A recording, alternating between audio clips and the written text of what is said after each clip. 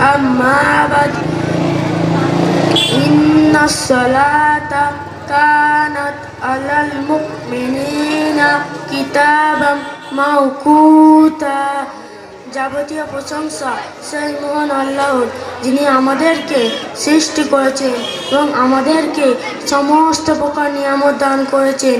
তারপরে শতকোটি দরুদ ও সালাম সেই বিশ্ব নবী হযরত মুহাম্মদ সাল্লাল্লাহু আলাইহি ওয়াসাল্লামের ওপর, যিনি বিশ্ববাসীর কাছে প্রিয় হয়েছেন, মানব জাতির কাছে পথ প্রদর্শক হয়েছেন।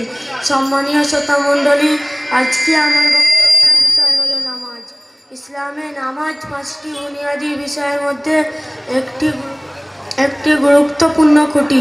সুতরাং আল্লাহ তাআলা কোরআনে বলেন, ওয়াকিমিস সালাতা ইন্নাস সালাতা তানহা আনিল ফাহশাই ওয়াল মুনকার।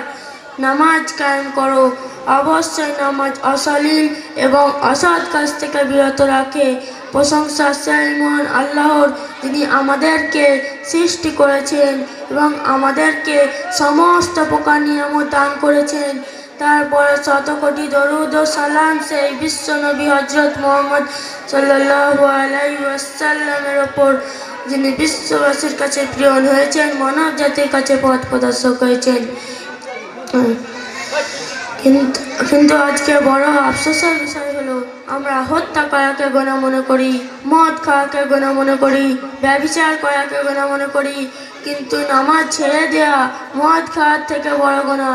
নামাজকে অপেক্ষা করে চুরি করা, ব্যভিচার করার থেকে বড় গুনাহ। নামাজের প্রতি অবহেলা করা সুদ খাওয়ার থেকে বড় গুনাহ। শয়তান শুধু সেজদার অস্বীকার করেছিল, সে কোনো হত্যা করেনি, সে কোনো মদ খায়নি। কি করেছিল? কোনো এক শিরিক করেছিল।